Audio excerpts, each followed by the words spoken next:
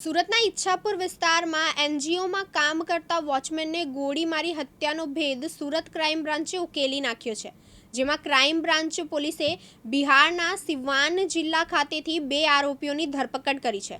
બંને આરોપીઓ હત્યા કર્યા બાદ પોતાના વતન બિહાર સિવાન જિલ્લામાં જતા રહ્યા હતા અને ત્યાંથી પૈસાની વ્યવસ્થા કરી નેપાળ ભાગવાની ફિરાકમાં હતા. આ બનાવમાં મૃતક રોહિત ગિરી તથા આરોપી વિક્રાંત કુમાર અગાઉ સુરતમાં પહેલા સાથે રહેતા હતા. તેઓ વચ્ચે પૈસાની લીધી મામલે ઝઘડો પણ થયો હતો. ઝઘડો થયા બાદ આરોપી વિક્રાંત પોતાના વતન બિહાર જતો રહ્યો હતો, પરંતુ તેને મન દુઃખ લાગી આવતા વિક્રાંતે પોતાના મિત્ર સિદ્ધાર્થને સાથેની સુરત આવ્યો હતો, જ્યાં મૃતક રોહિત શું કરે છે, ક્યાં જાય છે તેની સતત 2 દિવસ સુધી રેકી કરી અને અંતે પકડાયેલ બંને આરોપીઓએ 2 જાન્યુઆરીના રોજ રોહિત ઉપર ફાયરિંગ કરી હત્યા કરી નાખી હતી.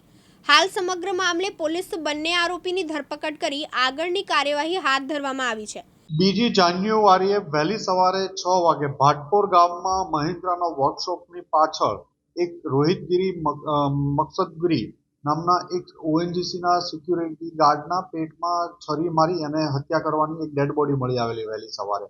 જ્યારે ડેડ બોડીને ખાતરી કરી તે ઓએનજીસીમાં સિક્યુરિટી ગાર્ડ હતો અને નોકરી પરથી છૂટ્યા બાદ પરત જતો હતો. એ દરમિયાન વહેલી સવારે એના ઉપર ચપ્પુ અને હથોડીના ઘા મારી એનું મૃત્યુ નિપજાવવામાં આવ્યું હતું.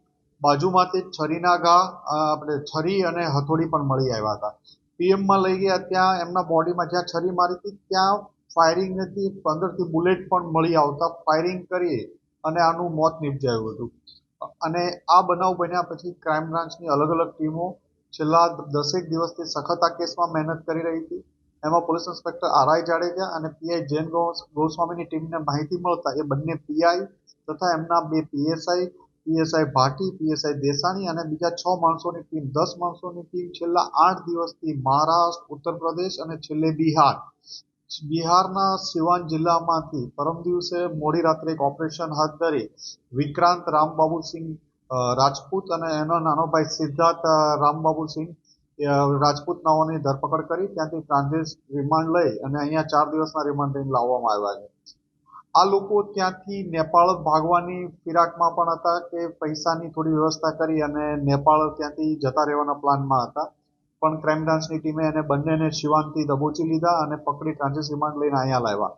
આ ઓપરેશનમાં 4.5 દિવસ સુધી ક્રાઇમ બ્રાન્ચના બંને પીઆઈ અને પીએસઆઈની ટીમો સતત સિવાન જિલ્લાનું ખૂબ નાનું એવું ગામ હતું અને ત્યાંથી આરોપી પકડવા ખૂબ મહેનતવાળું કામ હતું અને છટકી ન જાય એ ધ્યાન રાખી અને વોચ કરી અને એમને પકડવામાં આવ્યા હતા. આમાં વિક્રાંત અને એનો ભાઈ સિદ્ધાર્થ સુરતમાં જાન્યુઆરી 2024 પહેલા રહેતા હતા. ત્યારે આની સાથે જે મરણ જનાર છે એની સાથે ઓએનજીસીમાં સિક્યુરિટી ગાર્ડ તરીકે બંને સાથે નોકરી કરતા હતા. બંનેને પૈસાની કોઈ બાબતમાં ઝઘડો થતા વિક્રાંતના માથામાં મારી દીધેલું મરણ જનાર રોહિતે. આ બાબતે 1 વર્ષ સુધી એને સતત મગજમાં આ રાખી આ બંને ભાઈઓ એક ત્રીજા ઈસમને સાથે અહીંયા સુરત લાવી 3-4 દિવસ સુધી રેકી કરી, અહીંથી એક બાઇકની ચોરી કરી અને બાઇકની ચોરી કર્યા બાદ આને ચપ્પુ અને ફાયરિંગ કરી નિપજાવી દીધો. પહેલા એક ગોળી પેટમાં મારી, પછી પિસ્તલ લોડ ન થઈ ફરીથી તો એણે ચપ્પુથી એટલો ગુસ્સો એના ઉપર હતો કે અશક્ય ચપ્પુના ઘા મારી એનું મોત નિપજાયું હતું. આ બંનેને પકડી આગળની કાર્યવાહી માટે ઈચ્છાપુર પોલીસ સ્ટેશને સોંપવાની તજવીજ ચાલુ કરી. સાબિર સૈયદ, દિવ્યાંગ ન્યૂઝ, સુરત.